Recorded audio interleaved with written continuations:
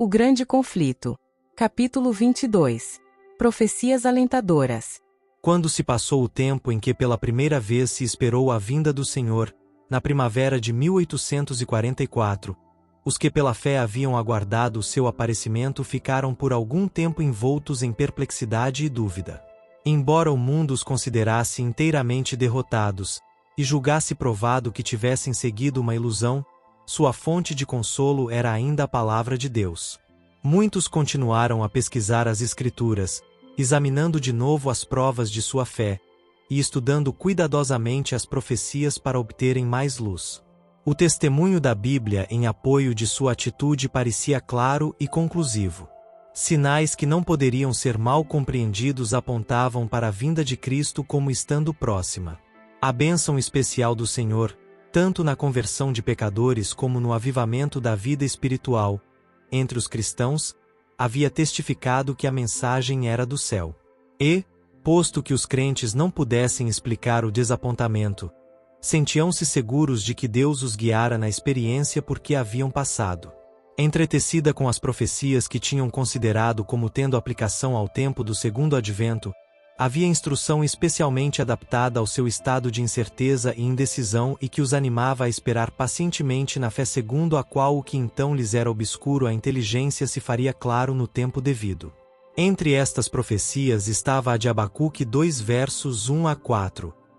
Sobre a minha guarda estarei, e sobre a fortaleza me apresentarei e vigiarei, para ver o que fala comigo, e o que eu responderei, quando eu for arguido. Então o Senhor me respondeu, e disse: Escreve a visão, e torna bem legível sobre tábuas, para que a possa ler o que correndo passa. Porque a visão é para o tempo determinado, e até o fim falará, e não mentirá. Se tardar, espera-o, porque certamente virá, não tardará.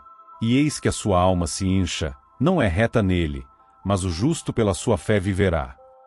Já em 1842, a ordem dada nesta profecia, de escrever a visão e torná-la bem legível sobre tábuas, a fim de que a pudesse ler o que correndo passasse, havia sugerido a Carlos Fichte a preparação de um mapa profético a fim de ilustrar as visões de Daniel e do Apocalipse. A publicação deste mapa foi considerada como o cumprimento da ordem dada por Abacuque. Todavia, ninguém naquele tempo notou que uma visível demora no cumprimento da visão, um tempo de tardança, é apresentada na mesma profecia. Depois do desapontamento, pareceu muito significativa esta passagem. A visão é ainda para o tempo determinado, e até o fim falará, e não mentirá. Se tardar, espera-o, porque certamente virá, não tardará. O justo pela sua fé viverá. Foi também fonte de encorajamento e conforto aos crentes uma parte da profecia de Ezequiel. E veio ainda a mim a palavra do Senhor, dizendo: Filho do homem, que ditado é este que vós tendes na terra de Israel, dizendo: Prolongar-se uns dias, e perecerá toda a visão? Portanto, dize-lhes: Assim diz o Senhor Jeová: Chegaram os dias e a palavra de toda a visão. Falarei, e a palavra que eu falar se cumprirá, não será diferida. Os da casa de Israel dizem: A visão que este vê é para muitos dias, e profetiza de tempos que estão longe. Portanto, dize-lhes: Assim diz o Senhor Jeová: Não será mais diferida nenhuma das minhas palavras, e a palavra que falei se cumprirá. Ezequiel 12, versos 21 a 25, 27 e 28. Os que esperavam se regozijaram, crendo que aquele que conhece o fim desde o princípio havia olhado através dos séculos, e provendo-lhes o desapontamento, lhes dera palavras de animação e esperança. Não fossem essas porções das Escrituras, advertindo-os a esperar com paciência, e a conservar firme a confiança na palavra de Deus, sua fé teria fracassado naquela hora de prova. A parábola das 10 virgens de Mateus 25 ilustra também a experiência do povo adventista.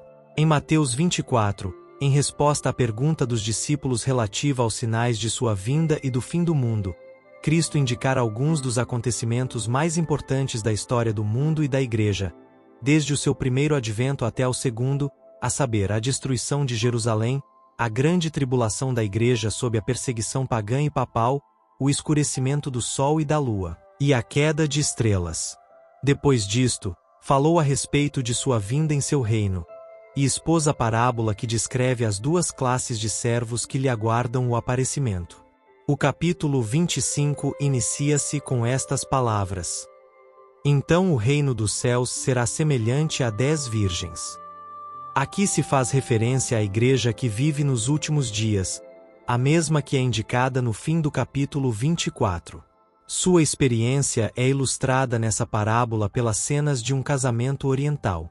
Então o reino do céu será semelhante a 10 virgens que, tomando as suas lâmpadas, saíram ao encontro do esposo. E 5 delas eram prudentes, e 5 loucas. As loucas, tomando as suas lâmpadas, não levaram azeite consigo. Mas as prudentes levaram azeite em suas vasilhas, com as lâmpadas.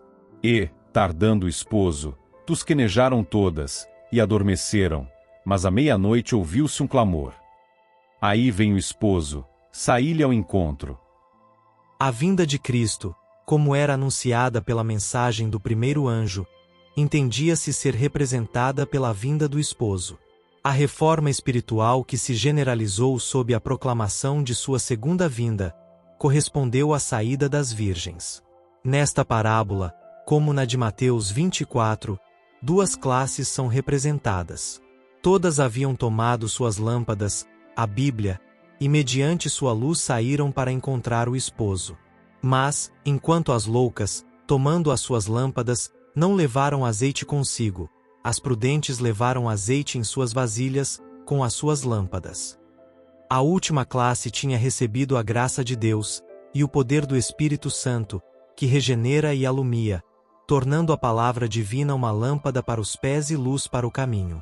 No temor de Deus estudaram as Escrituras, para aprenderem a verdade, e fervorosamente buscaram a pureza de coração e de vida.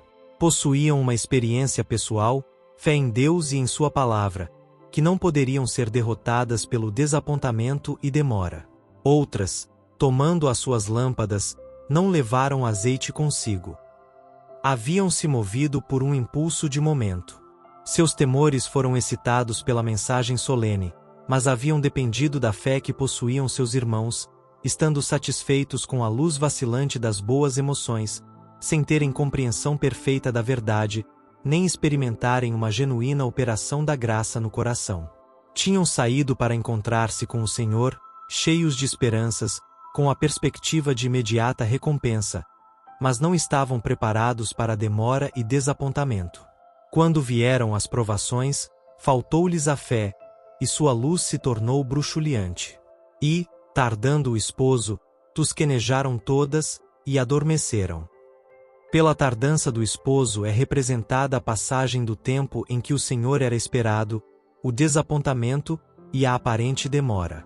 Neste tempo de incerteza, o interesse dos que eram superficiais e não de todo sinceros começou logo a vacilar, arrefecendo seus esforços, mas aqueles cuja fé se baseava no conhecimento pessoal da Escritura Sagrada, tinham sob os pés uma rocha que as ondas do desapontamento não poderiam derruir.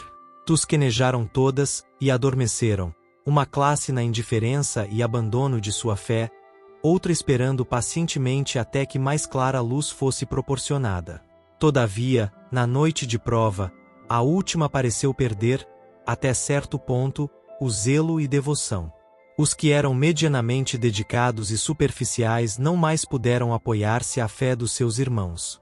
Cada qual tinha de, por si mesmo, ficar em pé ou cair. Por este tempo começou a aparecer o fanatismo.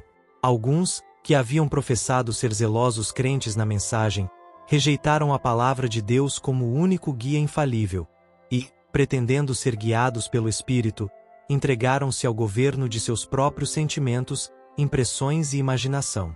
Alguns houve que manifestaram um zelo cego e fanático, condenando a todos os que não lhe sancionassem o proceder. Suas ideias e atos fanáticos não encontraram simpatia da grande corporação dos adventistas, serviram, no entanto, para acarretar o opróbrio à causa da verdade. Satanás, por esse meio, estava procurando opor-se à obra de Deus e destruí-la. O povo tinha sido grandemente abalado pela obra do advento, haviam se convertido milhares de pecadores, e homens fiéis dedicavam-se à tarefa de proclamar a verdade, mesmo no tempo de tardança. O príncipe do mal perdia seus súditos, e no intuito de acarretar a ignomínia à causa de Deus, procurou enganar alguns que professavam a fé, levando-os a extremos. Seus agentes estavam alerta para apanhar todo erro, falta e ato indecoroso, e apresentá-los ao povo, exageradamente, a fim de tornar odiosos os adventistas e sua fé.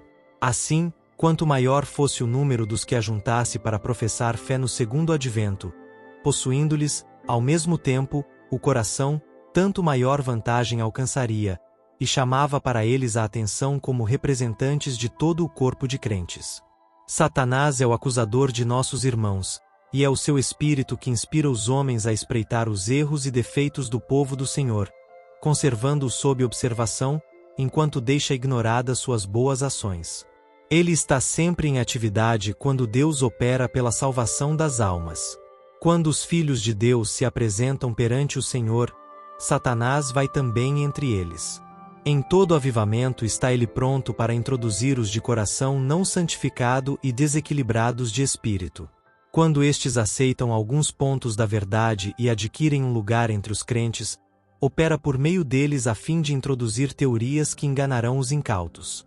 Não se prova que qualquer homem seja cristão verdadeiro por encontrar-se em companhia dos filhos de Deus, mesmo na casa de culto e à mesa do Senhor.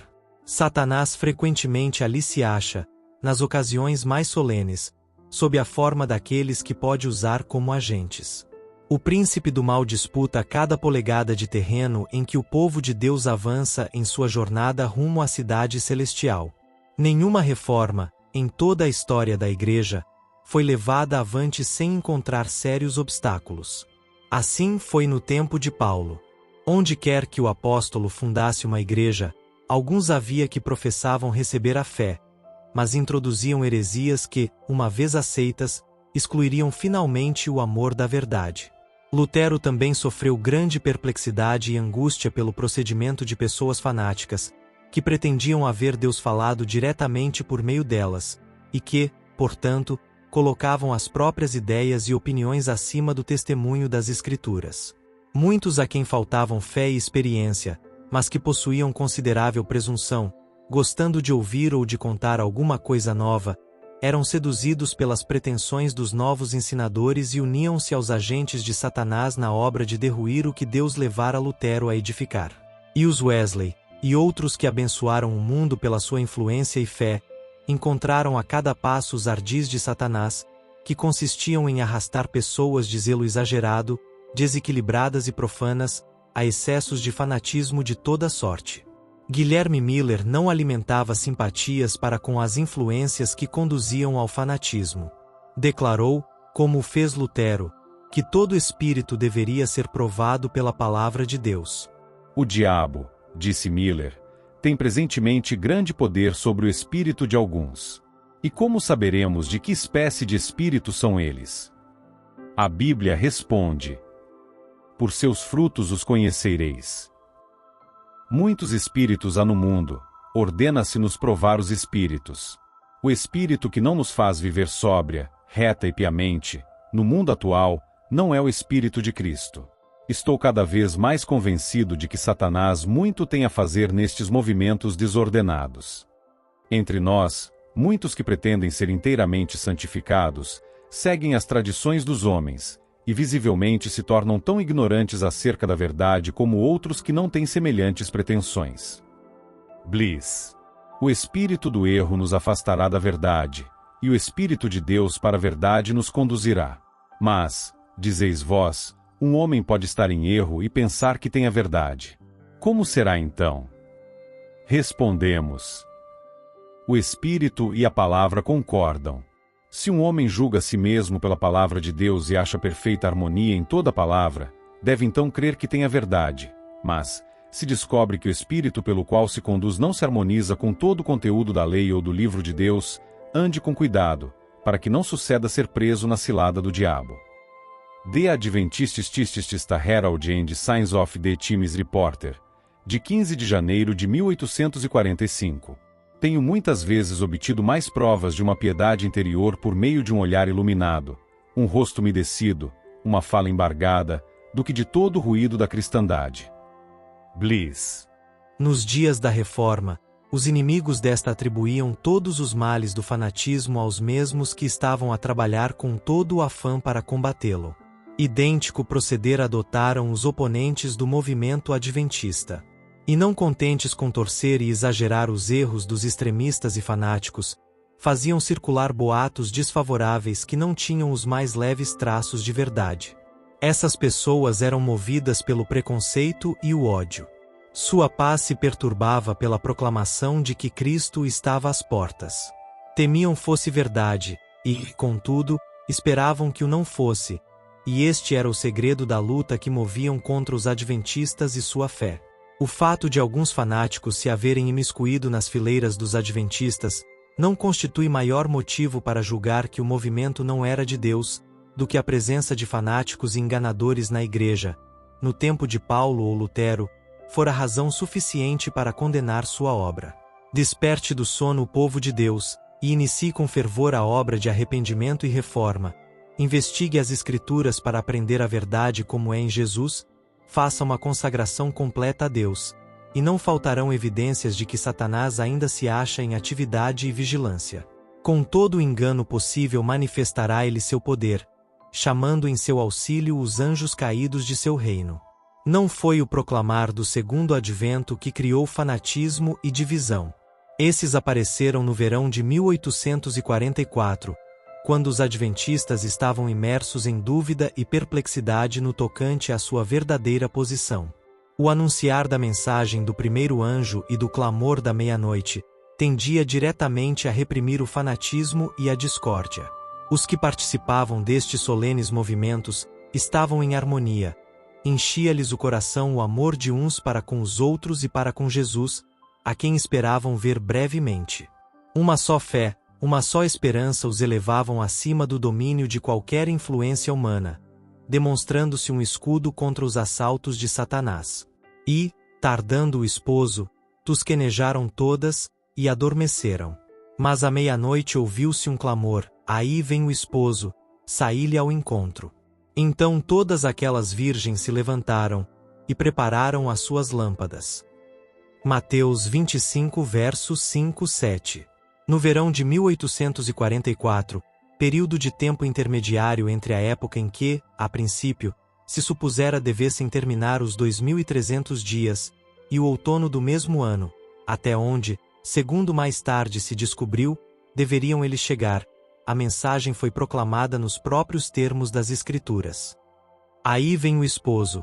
O que determinou este movimento foi descobrir-se que o decreto de Artaxerxes para a restauração de Jerusalém, o qual estabelecia o ponto de partida para o período dos 2.300 dias, entrou em vigor no outono do ano 457 a.C., e não no começo do ano, conforme anteriormente se havia crido. Contando o outono de 457, os 2.300 anos terminam no outono de 1844. Argumentos aduzidos dos símbolos do Antigo Testamento apontavam também para o outono como o tempo em que deveria ocorrer o acontecimento representado pela purificação do santuário.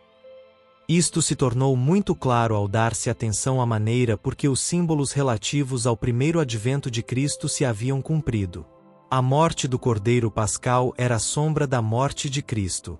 Diz Paulo: Cristo, nossa Páscoa, foi sacrificado por nós. 1 Coríntios 5 verso 7. O molho das primícias, que por ocasião da Páscoa era movido perante o Senhor, simbolizava a ressurreição de Cristo. Falando da ressurreição do Senhor e de todo o seu povo, diz Paulo: Cristo, as primícias, depois os que são de Cristo, na sua vinda. 1 Coríntios 15, verso 23. Semelhante ao molho que era agitado, constituído pelos primeiros grãos amadurecidos que se colhiam antes da ceifa, Cristo é as primícias da ceifa imortal de resgatados que, por ocasião da ressurreição futura, serão recolhidos ao celeiro de Deus. Aqueles símbolos se cumpriram, não somente quanto ao acontecimento mas também quanto ao tempo.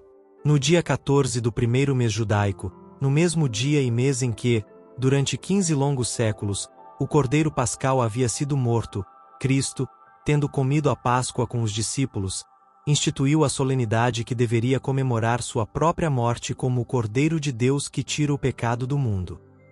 Naquela mesma noite ele foi tomado por mãos ímpias, para ser crucificado e morto. E, como o antítipo dos molhos que eram agitados, nosso Senhor ressurgiu dentre os mortos ao terceiro dia, como as primícias dos que dormem. 1 Coríntios 15, verso 20, exemplo de todos os ressuscitados justos, cujo corpo abatido será transformado, para ser conforme o seu corpo glorioso. Filipenses 3, verso 21. De igual maneira, os tipos que se referem ao segundo advento devem cumprir-se ao tempo designado no culto simbólico. No cerimonial mosaico, a purificação do santuário, ou o grande dia da expiação, ocorria no 10º dia do 7º mês judaico, Levítico 16, versos 29 e 34, dia em que o sumo sacerdote, tendo feito expiação por todo o Israel, e assim removido seus pecados do santuário, saía e abençoava o povo. Destarte, acreditava-se que Cristo, nosso sumo sacerdote, apareceria para purificar a terra pela destruição do pecado e pecadores, e glorificar com a imortalidade a seu povo expectante. O 10º dia do 7º mês, o grande dia da expiação, tempo da purificação do santuário, que no ano 1844 caía no dia 22 de outubro, foi considerado como o tempo da vinda do Senhor. Isto estava de acordo com as provas já apresentadas, de que os 2.300 dias terminariam no outono, e a conclusão parecia irresistível. Na parábola de Mateus 25, o tempo de espera e sono é seguido pela vinda do esposo. Isto concordava com os argumentos que acabam de ser apresentados, tanto da profecia como dos símbolos. Produziram profunda convicção quanto à sua veracidade, e o clamor da meia-noite foi proclamado por milhares de crentes. Semelhante à vaga da maré, o movimento alastrou-se pelo país. Foi de cidade em cidade, de aldeia em aldeia, e para os lugares distantes, no interior, até que o expectante povo de Deus ficou completamente desperto. Desapareceu o fanatismo ante essa proclamação, como a geada matutina perante o sol a erguer-se. Viram os crentes suas dúvidas e perplexidades removidas, e a esperança e coragem animaram-lhes o coração. A obra estava livre dos exageros que sempre se manifestam quando há arrebatamento humano sem a influência moderadora da palavra e do Espírito de Deus. Assemelhava-se, no caráter, aos períodos de humilhação e regresso ao Senhor que, entre o antigo Israel, se seguiam a mensagens de advertência por parte de seus servos. Teve as características que distinguem a obra de Deus em todas as épocas.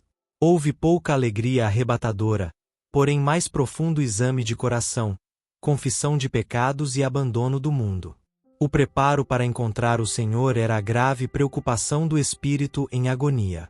Havia perseverante oração e consagração a Deus, sem reservas.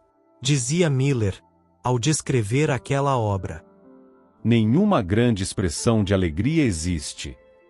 Esta se acha, por assim dizer, reservada para uma ocasião futura, em que todo o céu e a terra se regozijarão, juntamente, com indizível gozo cheio de glória. Não há aclamações.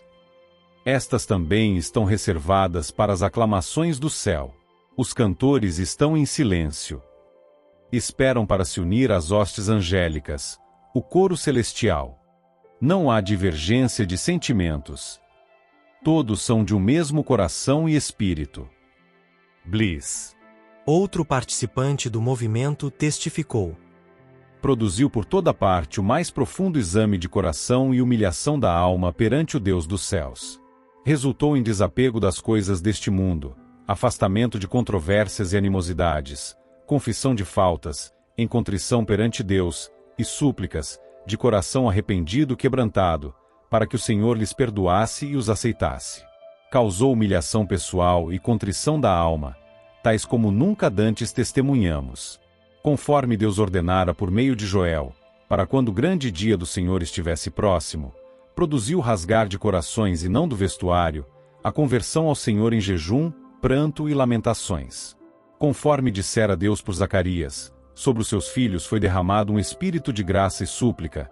Eles olharam para aquele a quem haviam ferido, houve grande pranto na terra, e os que esperavam pelo Senhor afligiram a alma perante ele.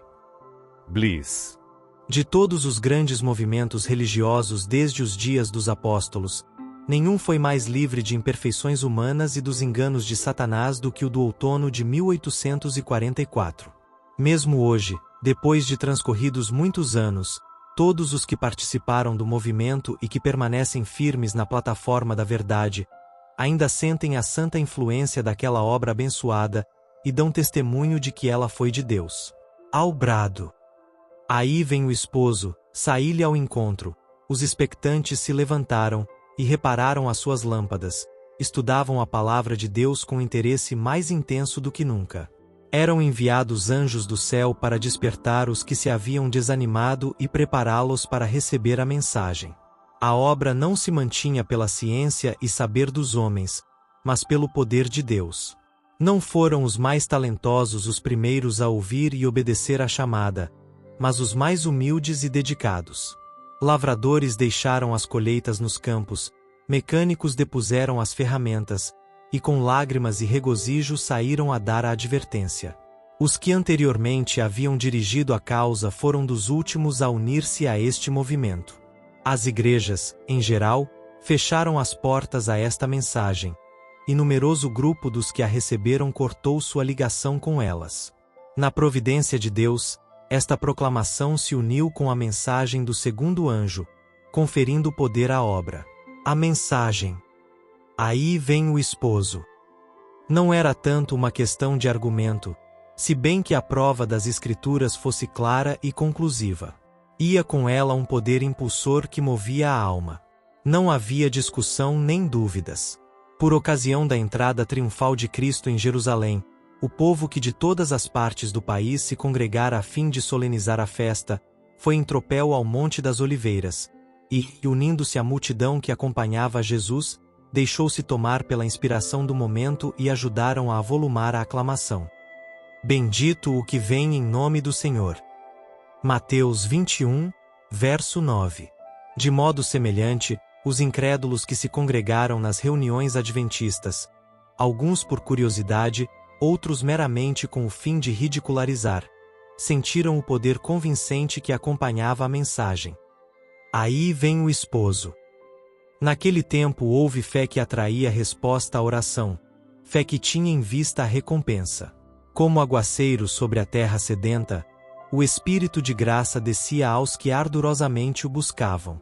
Os que esperavam em breve estar face a face com seu Redentor, sentiram uma solene e inexprimível alegria.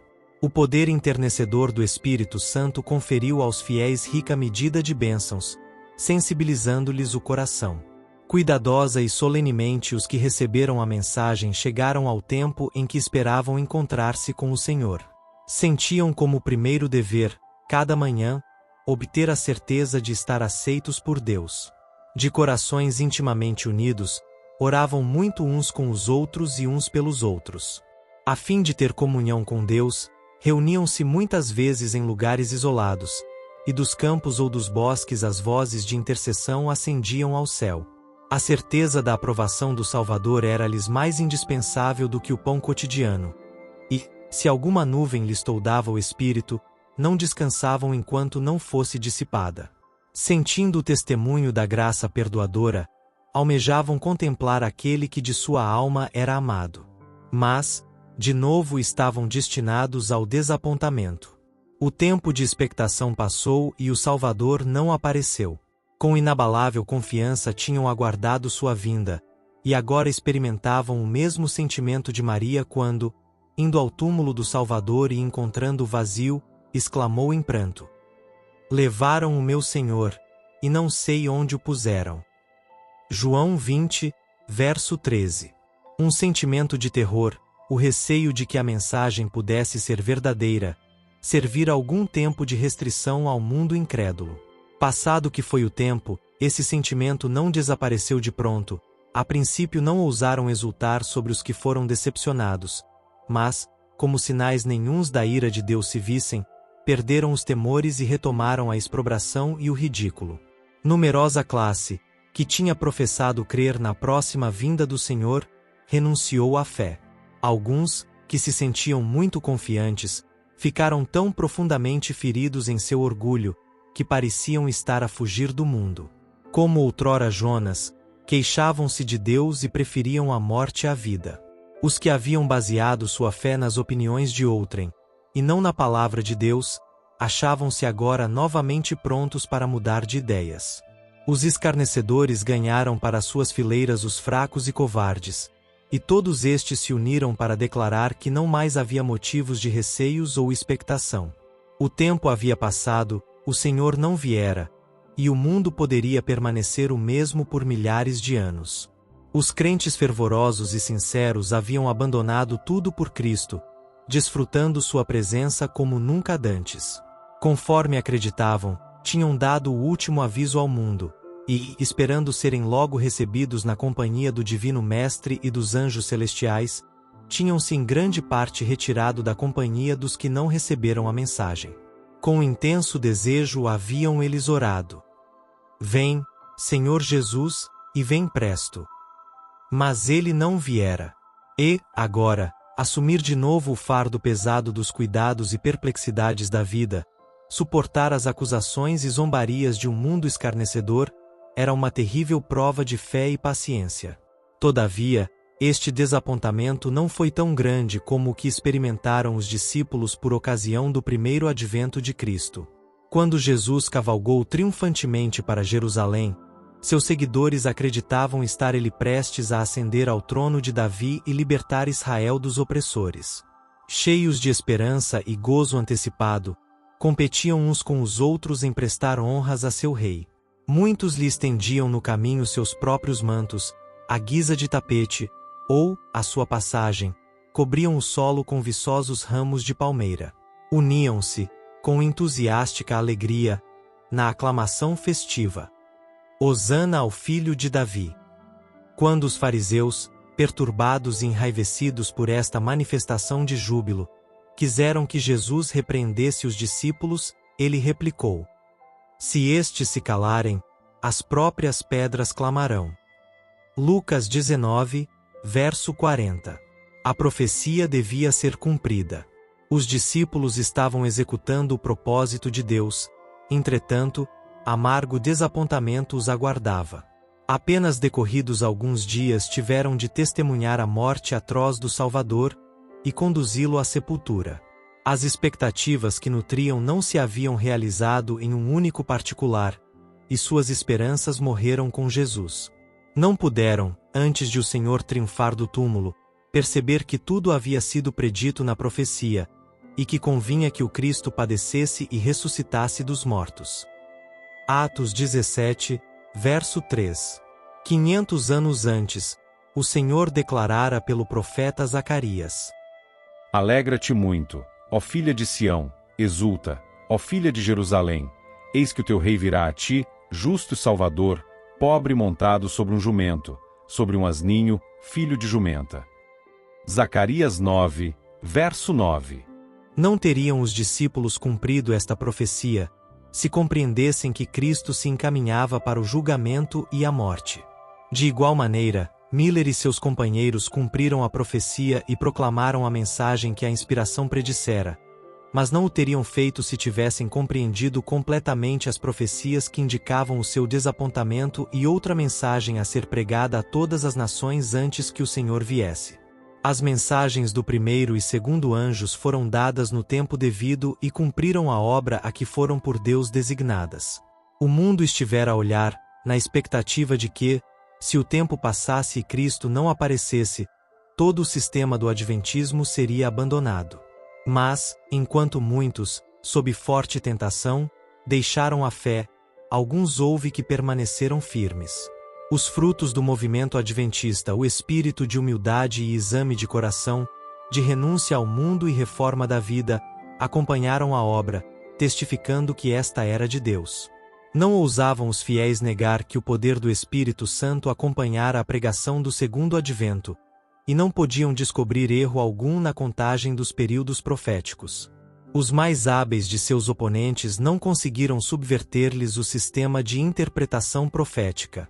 Não poderiam consentir, sem prova bíblica, em renunciar posições que tinham sido atingidas por meio de ardoroso e devoto estudo das Escrituras, feito por inteligências iluminadas pelo Espírito de Deus, e corações ardentes de seu vivo poder, posições que tinham resistido à crítica mais severa e à mais amarga oposição dos mestres religiosos do povo e dos sábios deste mundo, e que haviam permanecido firmes ante as forças combinadas do saber e da eloquência, contra os insultos e zombarias tanto das pessoas de reputação como do vulgo.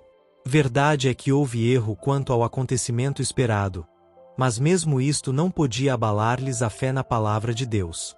Quando Jonas proclamou nas ruas de Nínive que dentro de 40 dias a cidade seria subvertida, o Senhor aceitou a humilhação dos ninivitas e prolongou-lhes o tempo de graça. No entanto, a mensagem de Jonas foi enviada por Deus, e Nínive foi provada segundo a sua vontade. Acreditaram os adventistas que, de modo semelhante, Deus os levara a dar a advertência do juízo. O aviso, diziam eles, provou o coração de todos os que o ouviram, despertando interesse pelo aparecimento do Senhor, ou suscitou, para com a sua vinda, ódio mais ou menos perceptível, porém conhecido por Deus. Traçou uma linha divisória, de modo que os que examinassem seu próprio coração soubessem de que lado teriam sido encontrados se então o Senhor tivesse vindo, se teriam exclamado: Eis que este é o nosso Deus, a quem aguardávamos, e ele nos salvará.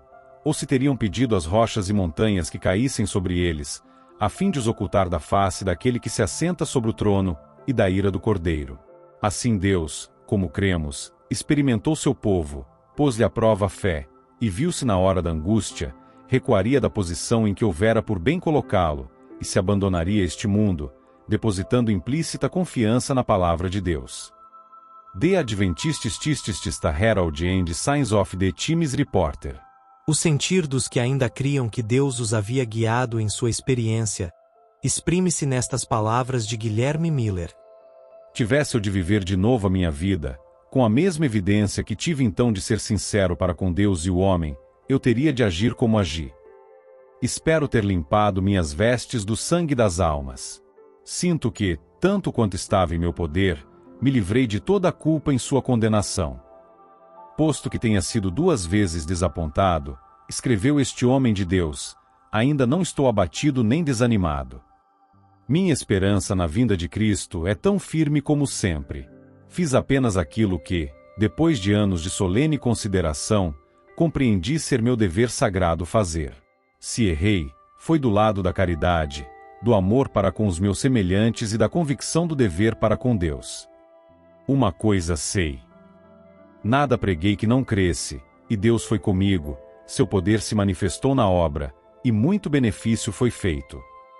Muitos milhares, segundo a aparência humana, foram levados a estudar as Escrituras pela pregação da profecia acerca do tempo, e por esse meio, mediante a fé e a aspersão do sangue de Cristo, foram reconciliados com Deus. Bliss. Nunca solicitei a aprovação dos orgulhosos, nem desfaleci quando o mundo se mostrava hostil. Não comprarei hoje o seu favor, tampouco irei além do dever, para não lhes despertar o ódio. Jamais lhes implorarei minha vida, tampouco vacilarei, espero, em perdê-la, se Deus em sua bondosa providência assim o determina. Vida de Guilherme Miller, de J. White. Deus não abandonou seu povo, seu espírito ainda permaneceu com os que não negaram temerariamente a luz que tinham recebido, nem acusaram o movimento adventista. Na Epístola aos Hebreus existem palavras de animação e advertência para os provados e expectantes nesta crise. Não rejeiteis, pois, a vossa confiança, que tem grande e avultado galardão. Porque necessitais de paciência, para que, depois de haverdes feito a vontade de Deus, possais alcançar a promessa. Porque ainda um poucochinho de tempo, e o que há de vir virá, e não tardará. Mas o justo viverá da fé, e, se ele recuar, a minha alma não tem prazer nele. Nós, porém, não somos daqueles que se retiram para a perdição, mas daqueles que creem para a conservação da alma. Hebreus 10, versos 35 a 39. Que este aviso se dirige à Igreja dos últimos dias, é evidente das palavras que apontam para a proximidade da vinda do Senhor. Porque ainda um poucochinho de tempo, e o que há de vir virá, e não tardará. E claramente se subentende que haveria uma aparente tardança, e que pareceria demorar-se o Senhor. A instrução aqui proporcionada adapta-se especialmente à experiência dos adventistas naquele tempo. O povo, a que a passagem aqui se refere, estava em perigo de naufragar na fé. Tinham feito a vontade de Deus, seguindo a guia de seu Espírito e sua palavra, não podiam, contudo, entender-lhe o propósito na experiência passada, tampouco discernir o caminho diante deles, e eram tentados a duvidar de que Deus, em verdade, os estivesse a dirigir. A esse tempo se aplicavam as palavras: mas o justo viverá da fé. Dado o fato de haver a brilhante luz do clamor da meia-noite lhes resplandecido no caminho e terem visto descerrarem-se as profecias, e em rápido cumprimento os sinais que declaravam estar próxima a vinda de Cristo, haviam caminhado, por assim dizer, pela vista. Agora, porém, abatidos por verem frustradas as esperanças, unicamente pela fé em Deus e em sua palavra poderiam permanecer em pé.